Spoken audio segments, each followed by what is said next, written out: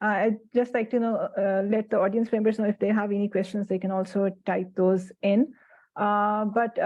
Yeah, from Maya, I'd like to go back to Naureen. And we heard a few examples from Maya as to the kind of user segments they were focusing on.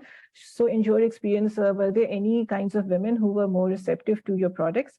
And then also focusing a bit on the design part. So were there any design changes that you made in order to better serve the needs of these women?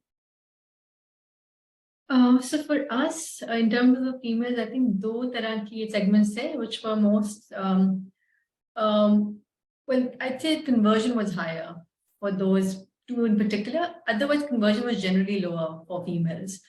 While I believe, well, what studies say, females are generally more sticky customers than males are. But yeah, conversion-wise, we had micro entrepreneurs, like female home-based workers, and white-collar professionals. So these two segments were the stickier segments, in terms of the females. Now, in terms of design thinking, because, so I'm only going to talk about the lending piece. I'll keep saving the side because that in itself was that was a very complicated product in itself to work on. On the lending piece, we did a lot of research initially when we came on with the app itself. And, we had a UAT with different segments, different, genders in terms of how it was perceived.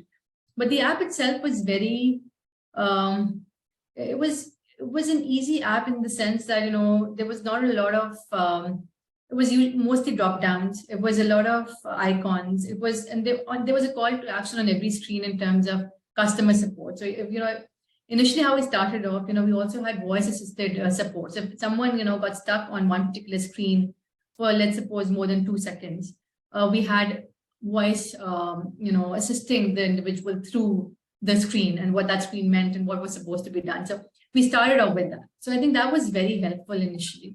And then, we also had, a link to our customer support, whether it was by call or through message on each and every screen.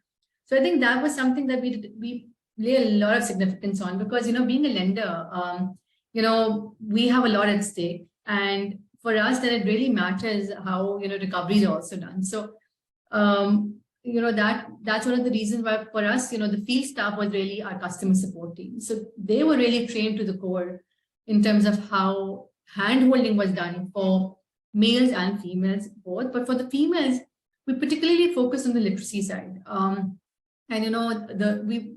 we developed various videos, for onboarding. We developed various videos on the loan product itself. We did, videos on awareness in terms of what reaping on time meant, for example. When you look into the credit bureau, Pakistan itself, only 1 out of 10 people actually are on the bureau. For females, imagine just that being a fraction of that, it's almost nothing, right? So we had to educate people on what the credit bureau meant, males and females alike. For males, it was still much easier because they've been interacting with a bank much before than a female has. So I think those challenges for us were real. Well, in terms of, on the savings side, we did these different design thinking workshops with, women who were actually who were customers. So we did this Lego series where we had a few specialists come in from Australia and Canada to help us through the design thinking.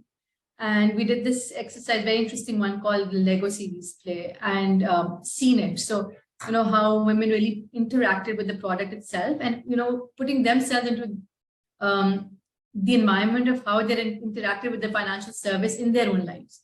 So that really impacted it, how that product was actually structured to meet their needs. Now, one thing that Maria mentioned, and, a lot of these things ring bells because, one of the very interesting things was that females, literacy is so low, they can't even read. So many at times, and this happened with males as well. But, it would be unfair to say that the base of the pyramid or, lower strata is not, they're very savvy. Technically, they're still very savvy. Females, still do suffer, but, they can actually understand how to proceed. They train themselves and they can understand how to perceive or interact with the financial service when they look at, okay, this is probably, the next step of how to do it. And they select things based on the icons. So that was also really interesting how they interacted with the app itself. And I think one challenge that, Maria talked about the microfinance sector itself was actually created, for financial inclusion. But for most part, most of the borrowers were actually female.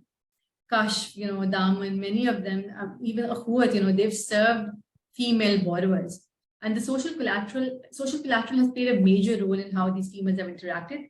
Their lending behavior has been better than men on ground. Digitally, we're yet to see that. Even BISP, for example, we've seen a lot of downstream leakages in how, now how agents defraud, unfortunately, the females.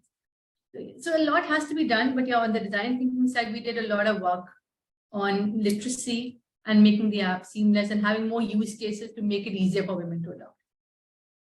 Wonderful. Yeah. I think as far as social collateral is concerned in the digital space, then we have one expert on that.